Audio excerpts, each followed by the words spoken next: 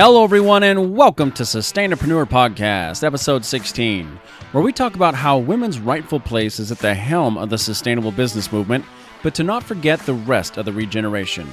It'll all make sense once we're done here, so stick around.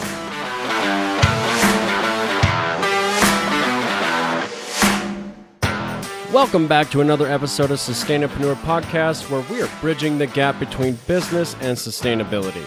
We want to educate and motivate sustainapreneurs by discussing important topics, debating different perspectives, and by showcasing those of you out there who are doing it right now.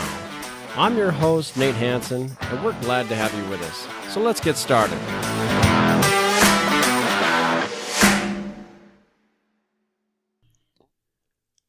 Just so you know, this episode is going to flip-flop back and forth a little bit, and it may test your tolerances, as I generally like to do. So I'm suggesting to just listen all the way through to the end, because my focus isn't just going to be on women's rights. It's going to be on equal human rights in the world of sustainable business. But it may take me a little bit to get there, so just fair warning. So I'd like to start off just by stating that I grew up as a millennial, hearing a lot about equal rights in most of my everyday classes, all the way up through high school. Most of us did, all across the nation. But I personally loved it because I grew up in a military town, and I had lots of friends that ranged from Korean, Black, Native American, transgender, gay, fat, skinny, tall, short, and some rich, some poor. I had a wide variety of friends. That's just what you get when you have the military. People from all walks of life come to one place to serve their country.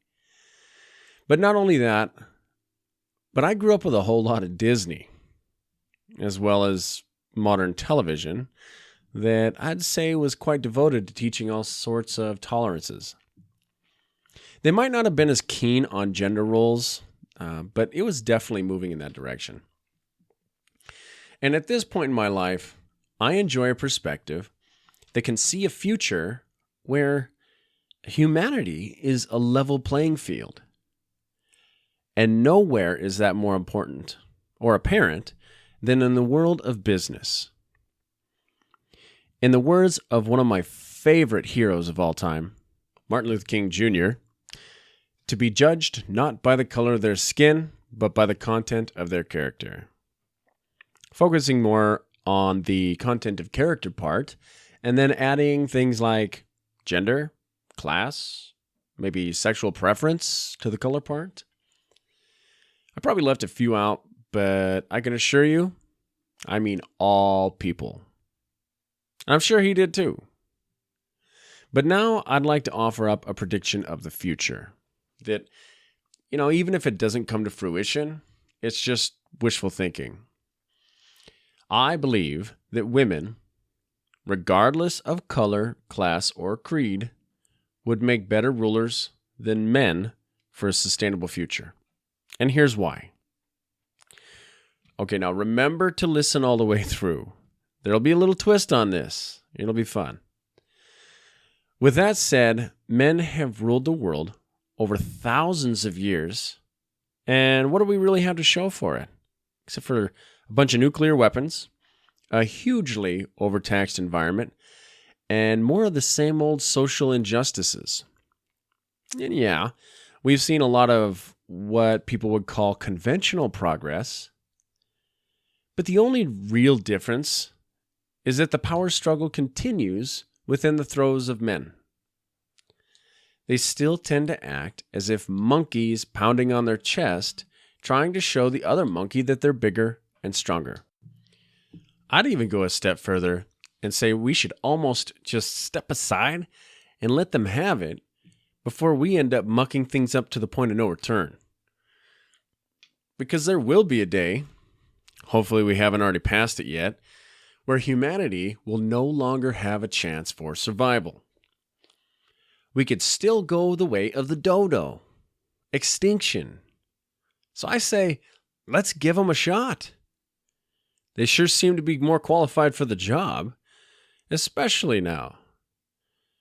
They have proven throughout history to be more tolerant, compassionate, level-headed, and more willing to talk it over before jumping to a destructive show of force.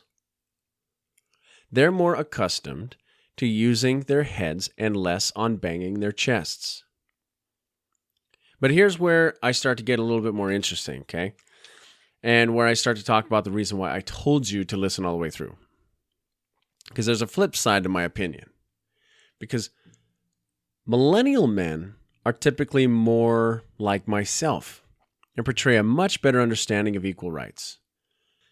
And they tend to be less of the, like the chauvinistic pricks everyone attributes to being most men. With all of the momentum created by women over the last couple centuries, for the most part due to all the pushback that they've received, obviously, throughout the years, young millennial men have been somewhat pushed aside, wondering, well, what does that mean for us?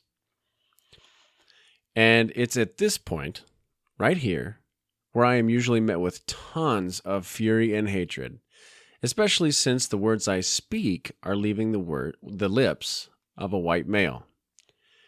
I'm usually told things like, well, get the hell over it, and oh, cry me a river.